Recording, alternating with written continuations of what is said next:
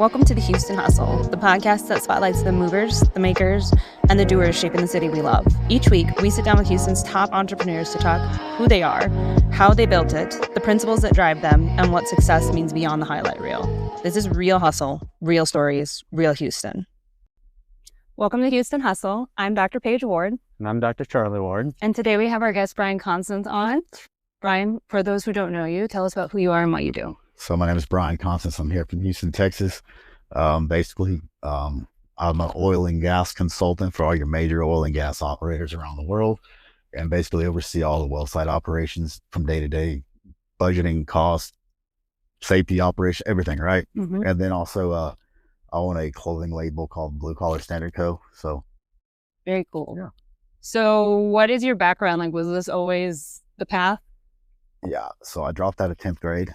And no, I did not know that about you. Yeah. Okay, keep going. So I don't have any formal education, and I started in the oil field when I was 15. Started working for cash under the table, and then when I was 18, I applied and got an actual job and flew offshore and worked offshore for a really long time. And then I just kind of worked my way from the bottom up and started working for myself. That is so cool. Yeah. What type of mindset stuff do you feel like you went through with all that? It's definitely a struggle. So in my business, and like the way you're like away from home all the time, right? And away from your family, away like this year alone, I'm just every holiday, right? And that's really the hardest part is really the mental part and the struggle. Once you get over that mental aspect of things, everything becomes a lot easier. But I mean, even me being in this business as long as I have been, it's still like the number one thing that consumes me at times, right? It's not even the work. It's not the stress from the job or nothing like that. It's just mentally some days you just check out, right? Because I mean, you're not home, you're away from everything. And it seems like everything happens when you're away from home. Oh yeah. Right. And then like you live life through social media and through like a screen sometimes when you FaceTime your family every day, right?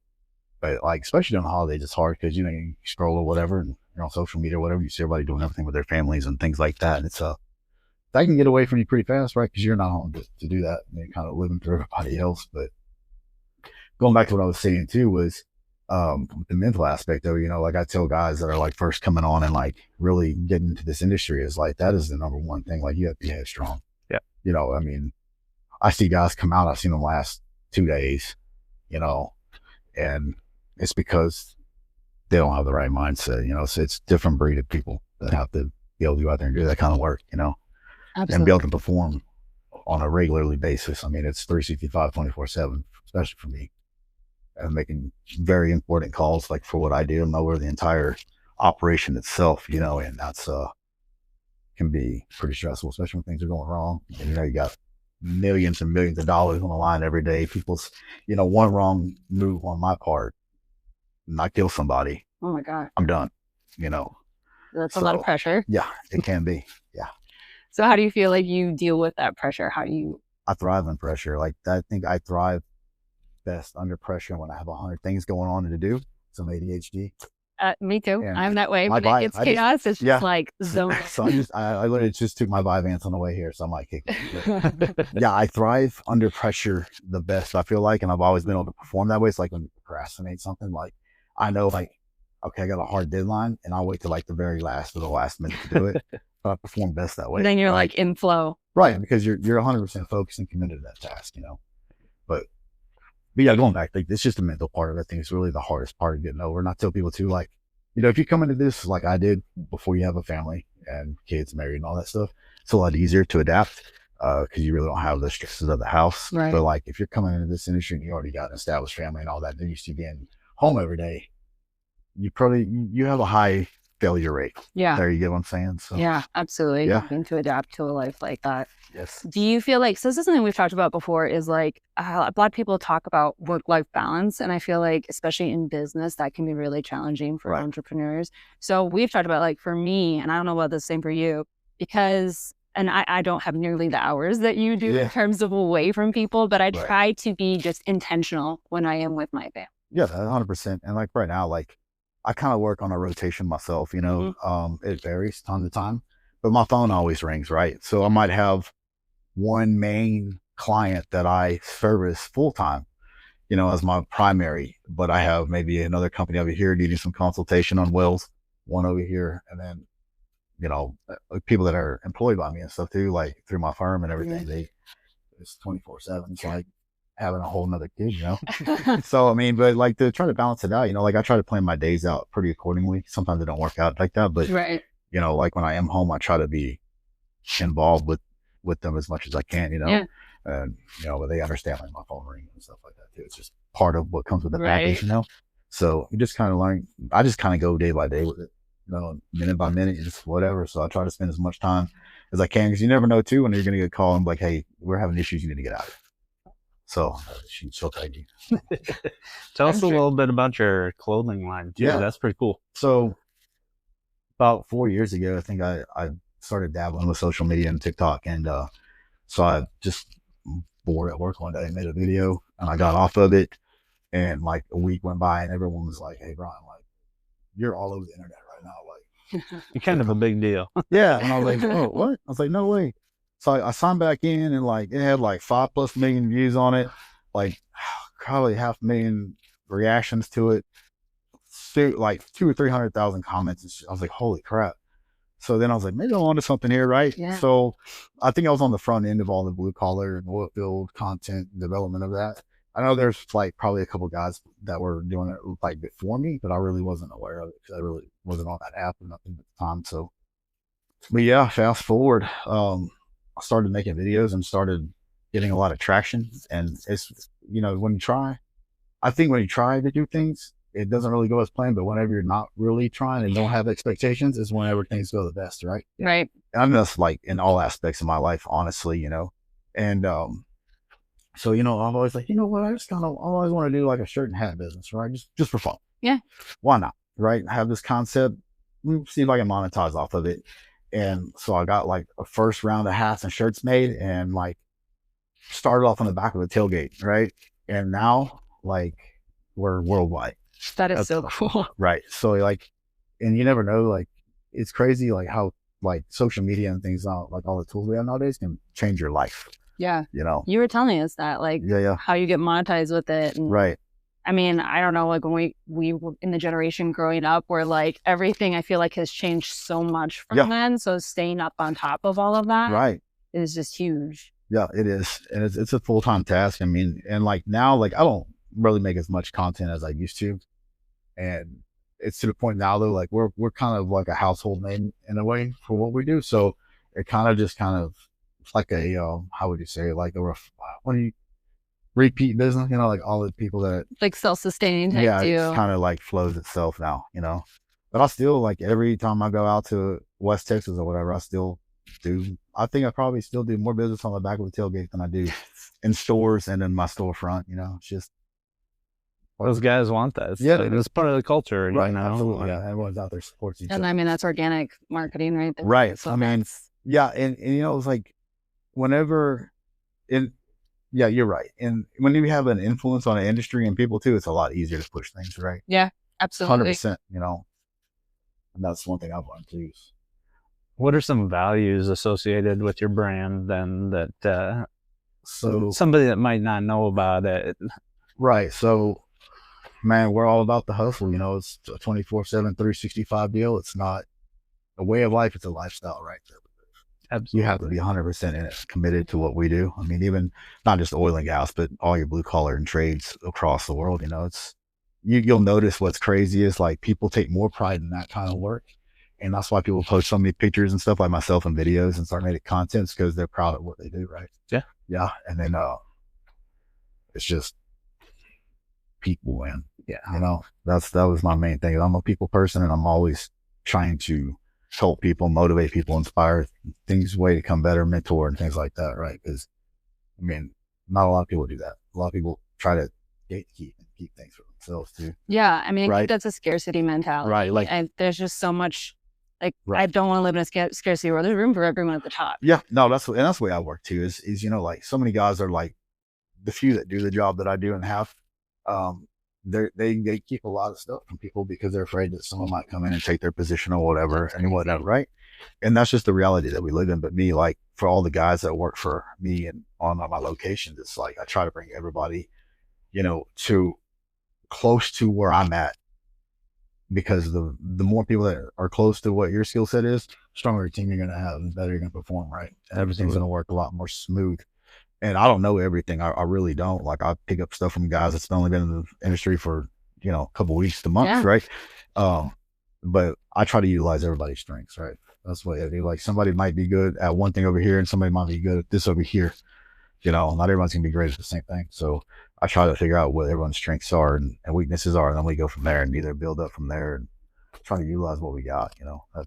I love that. I think that's such good energy. Just like there's room for everybody to win versus the gatekeeping, because that you see that a lot. You see that in so many professions. Yeah. People are always just trying to sell you things too. Like, well, I'll maybe give you this information if you pay me this amount. And there's nothing wrong with profiting from your knowledge, but also just like wanting other people to. It's like the courses that you pay for online. You see people like trying to promote courses and stuff and how they got rich or how they build this business and stuff, right? Like me, like I'm an open door policy. I'm like, you want to ask questions, come here. I said, but I always tell my guys too, it's like whenever you guys really want to learn stuff, my job is easy. When things are going right, it's when you have to troubleshoot and start really figuring things out, because at the end of the day, like, that is my job. Yeah. Right. That's what, that's what you get paid the big bucks for. Right. Yeah. So speaking of that, we always talk about everyone sees the highlight reels. And you, like, I don't know you that well, right? I know you from the gym, but I remember always seeing you on socials and like talking about like going out to the oil field and all these things. I'm like, this guy's killing it. But that's the only picture of you I saw. So there is so much behind the scenes too that I'm sure you go through on a day-to-day basis. That's like hard stuff. Yeah, absolutely. Absolutely. Yeah. What was the time do you feel like was really hard for you in business that you had to overcome? I'm going to say probably, 2014, right? We had a downturn and everybody was getting let go left and right. People were shutting the doors, reducing hours and wages and everything you can think of, because oil was once at $100-something a barrel and it starts going south and people start freaking out, right? And then all of a sudden people with crap loads of overhead are like, oh shit, I'm gonna buy it, right? Yeah. Because they overspent. Yeah. They think oil's gonna last at that price forever, which it don't. It's a commodity, it goes up and down, it has its peaks and valleys there. But I survived that. But again, that goes to being great at your job and what you do, right? And bringing more value to the table than just being, a consultant or what have you, right? Like, that's the way I looked at it. It's just, I always tell people, like, it takes 20 years to build a reputation and you can run it in 5 minutes, right? Oh, absolutely. So that's my reputation has always been, I try to keep it top notch, right? So that's what's kept me going there. And then COVID happened. And one of the clients that I was consulting for over 10 years there, they just completely just dropped everything, Wow. So I mean, it's times like that are like really challenging. It's like the downtimes, because when things are good, they're booming, you have no worries, right? But like right now, oil today is like $58, $59 a barrel, right? Not the greatest, but not the worst. But at the same time, it's like, if you're not performing, there's a good chance you're going to get cut right now. Yeah, and so that's because there's budgets and things that are in place, right? And we're trying to have optimal operations and excellence and all this safety at this tier when you have this budget, right? But like a lot of times when oil goes up and you have $80, $100 barrel oil, nothing matters then. I mean, you can be the worst of the worst and you're gonna get employed, Yeah. Right.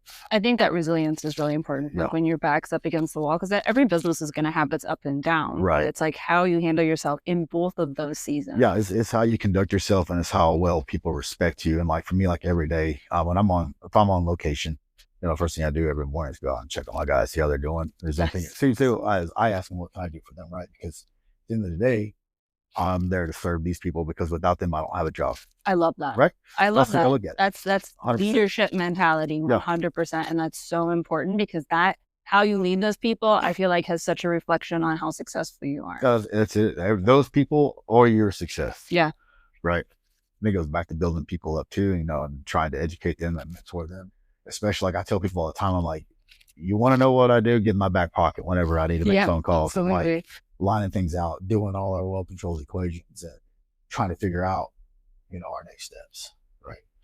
Troubleshooting is like, I tell everyone, you can be good at everything, right? But at the end of the day, my business gets paid to come in, and I'm basically, that's the way I sum it up. It's like when you get in trouble and you hire a lawyer, right? Right. For you to get out of trouble, they know all the ins and outs, right? Yes. Yeah. That's what I do for the oil companies. I go in and I am that representation. I am the one who is ultimately responsible for every single move I make, right? Yeah. From the money to safety. Safety is always number one priority. I do not ever sacrifice safety or whatever. That's number one. You know, it's people and then everything else after that. But yeah, it's No, I love those values. If somebody was going to be trying to get into your business, what would be your advice? Well, I always tell people to do some research, right? Because there's so many different phases with what I do. There's drilling, there's a completions phase, there's a production phase. You know, there's a couple other little things in there, and then there's different services. Like you can be on a drilling rig, you can go to a frac crew, you can go to a wireline crew, coil tubing, you can go to workover. There's I mean, you BOP guys. I mean, you have literally a person for every nut and screw out there, right? So I would tell people to go do their research, right? Find out what interests you and piques your interest, but you may not know until you actually get out there. I have a lot of guys that actually start in one thing and then end up in another. Or like me, I have a little bit of experience in a couple other different little phases and sectors, right? Which is what makes me effective at my job now, is having that experience and being put in those positions. But I mean, at the end of the day, I would tell someone probably like right now, probably either get on with the coil tubing crew for what we do, or like on the production workover side of things, because those guys are always working, right? And you can do multiple things with those, right? I mean, if you're on a drilling rig, you're just drilling wells, right? Oil goes to crap, you're probably gonna get laid off. They're gonna lay that rig over. Same with the frac crews. I mean, you know, that's my main focus right now is completions and fracking and things. That's kind of what I'm over right now. But you know, those phases might die out. I mean, if you don't have drilling rigs, you can't complete a well, can't frac, can't do none of that. So like even like if you get on like a coil tubing unit or whatever, I mean, you're gonna go do production work, you can go do drill outs. I mean, you can do fishing jobs, you can do an assortment of things, you know. Yeah. Same with a workover rig. I mean, that's the production side. I mean, they always have to maintain wells. Okay. Right. So you're consistent. So it doesn't matter over here on like say the drilling completion departments shut down for now, but production always has to stay online, because I mean that's what makes the money at the end of the day, right? If it's not flowing, you're not making money. So. Absolutely. Where do you see your future going? And what are the plans? So like right now too, like I've been venturing out on like operating my own wells too, drilling, completing all that myself. I don't know if that's going to be like a full-time thing, but I just kind of like dabbling in it, right? For investment purposes, right? Absolutely. For my own thing, my own experiences. I mean, but you know, I hope to be retired here in the next couple of years, to be honest with you. What are you going to do with your retirement? I don't know. I don't know. I mean, I might drop down a little bit and not work as much and stuff, and kind of pick and choose what I want to work. But I mean, I don't know. That's kind of it. I don't really want to do much. I'm not gonna lie to you. Yeah. You put in a lot of effort and work. Yeah. I feel like what I do, what we do, like as many hours you put in, like you like triple your experience and like the amount of time, right? Because the time you're there, you know. So. I mean, from what I get of you, I feel like you'll always find something that you can do. I'm ADHD. Because you just, absolutely. Right. Just the next I'll find adventure. Something. Right? Yeah. I'm vegan out smart. You can ask Courtney. I'll dabble in 100 different things, you know. Yeah, that's what makes me tick, you know. But yes, absolutely. I don't know. I'll probably just cut my time back. Yeah, you know, because I enjoy what I do. Right, I love it. You know, that's important. Yeah. I mean, I don't know if I'll want to do anything else, to be honest with you. Yeah. Everyone says, you know, like you wake up, and I mean, I literally have the job that I dream. I don't dream of having this as a kid, but like now it's like. It's the only thing I want to do, right? So I'm proud to wake up and do what I do every day. You know? I love that. You're making a difference, you know. You're literally, the world relies on the product that you are trying to deliver to them. So it's it's cool to me, you know. Yeah. Well, that's very cool. Yeah. I don't want to okay. Just for a little fun side note, favorite spot in Houston? Oh, dude. Oh wow. I haven't got out much already.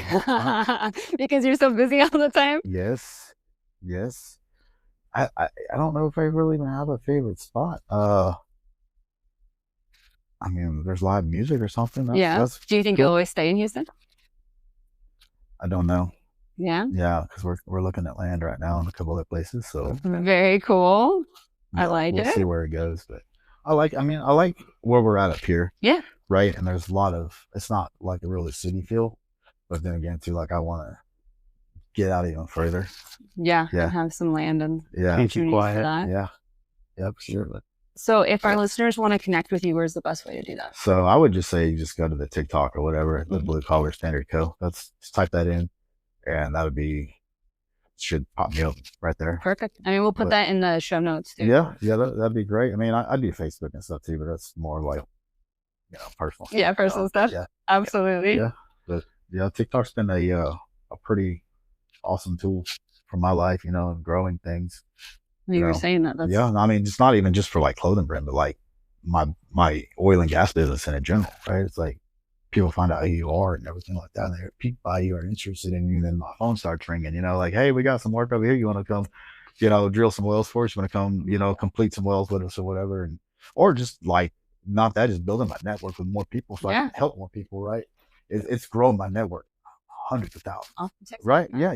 I mean, I remember like Facebook used to be the hot button thing, and then it was Instagram, and I feel like now TikTok is really. It is if you use it right. Like I think social media is the strongest tool we have, and it's almost absolutely free, right? Yeah. I think it's just how you utilize it, really. I mean, I get on there, I see a bunch of junk. It's like people putting their dirty laundry out, right? Yeah, like, absolutely, the drama. And then all of a sudden you're like, man, you were just airing this person out yesterday, now y'all are back together. And I don't want to see that stuff. But I mean, if you have a purpose and things like that, and can captivate an audience, then it'll grow. It definitely.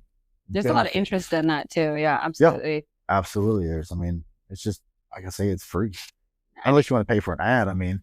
Right. You could do that. I mean, I'm done it. I'm not, it does. I mean, it has its ups and downs, right? But at the end of the day, I mean, all it takes is one person or two people to like catch on to your thing and just start sharing it. And all of a sudden it starts to blow up. Yeah. Balloon effect. No, I think that's a missed opportunity in a lot of business, including ours. We're getting the TikTok. I'm doing that this weekend, and we're going to get this on here. Yeah. But yeah, so many people, like I said, especially from our generation, they did a lot of the Facebook, they did a lot of Instagram, but I don't see a lot of TikTok.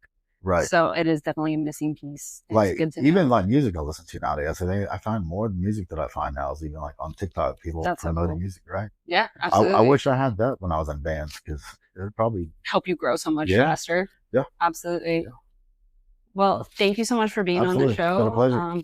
And stay tuned next week for the next one. Thanks. Thank you.